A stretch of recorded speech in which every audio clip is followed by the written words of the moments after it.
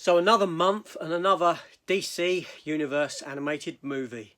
This is my review for Batman: The Doom That Came to Gotham.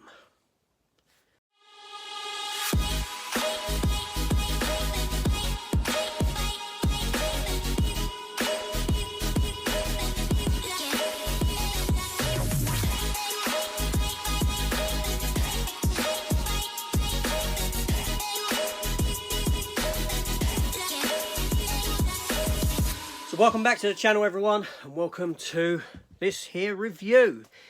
Yes, DC seem to be knocking out these animated movies pretty quick at the moment, don't they? So here we are with this other one, this new one, Batman: The Doom That Came to Gotham, and I was looking forward to this. Now this is based on an Elseworlds miniseries from the early 2000s, done by Mike Mignola, the creator of Hellboy. And this is set in the 1920s, and it's essentially about Batman and this impending demonic kind of supernatural doom that's heading its way to take over Gotham. Now, the film itself starts off in the... No, actually, let me step back one bit before I start with that. I will say that I haven't read this Elseworlds comic. I don't know this Elseworlds comic, so I cannot compare this film to that. I've read a lot of Batman comics. I'm a big comic collector, but this one is one that passed me by. So no comparison to that story, so I can't give you that. But yeah, so this here, it opens up 1920s. Bruce Wayne and his accompanying individuals on this ship in the Antarctica. A lovely nice setting to the start of the film, very much reminded me of the beginning of Batman Sub-Zero actually, but I digress.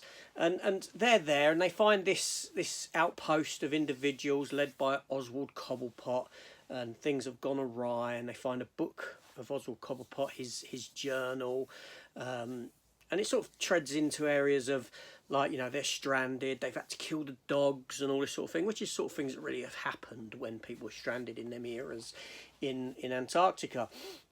And Bruce Wayne, he finds Oswald Cobblepot and this other individual and this big sort of thing frozen in ice that when it's cracked open and comes out, it sort of gives Bruce Wayne these memories, almost these visions and this sort of a thing.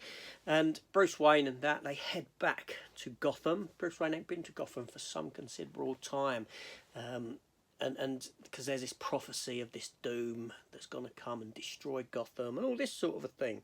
And then as the story progresses, we're introduced to all these different an array of characters. There's loads in this film. There really is. You know, you've got Two-Face, you've got Poison Ivy, you've got Man-Bat, you've got, oh Christ, you name them, they're in there. Killer Croc, Talia al Ghul, Ra's al Ghul, and all this sort of a thing.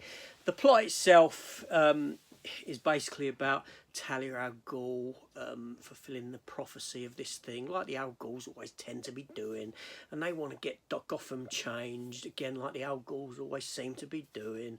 She resurrects her father, like she always seems to be doing, and all this sort of thing. I'm being a bit cocky here with it, a bit sort of, you know, sarcastic, but yeah. So and it progresses like that, and Bruce Wayne, you know, gets his bat garb on and goes Batman and investigating all this sort of nonsense going on. But anyway, you know, I don't want to go too much into the story of it.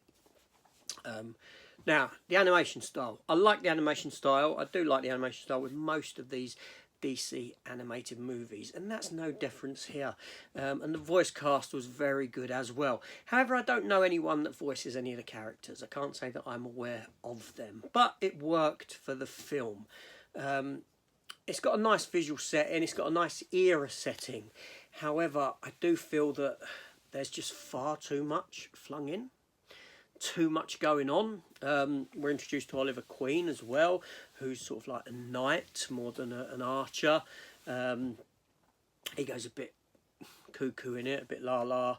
And by the end, this film goes very all out, supernatural kind of a thing, even changes to Batman and all this sort of a thing like that, as opposed to just being a man in a suit.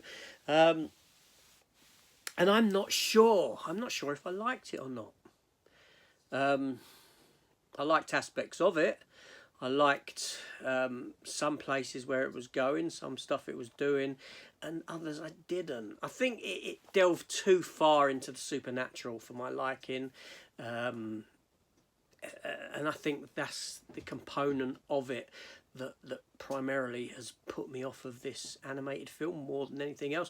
Now, I'm not knocking it. It's a great animated film. It really is.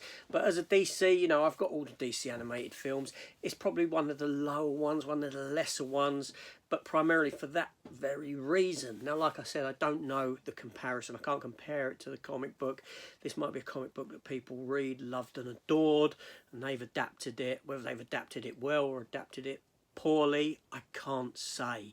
But I'd be interested in what you think of it. You know, are you someone that is aware of the comic book, someone who's read the comic book, someone who loves the comic book and seen this and have thought, you know, they've done a damn good job with this one, damn fine job adapting this animated movie, or have they dropped the ball? Let me know your thoughts down below. I would be interested. But for me, on the lesser side of the DC animated films. That's not to say I won't get it and it won't go in the collection. Of course it will, because I have all the DC animated films. I love the universe itself and what DC are doing with their animation. So I am always there to support that. This is AJ. Thanks for watching. I'll see you on the next one. Take care all and goodbye.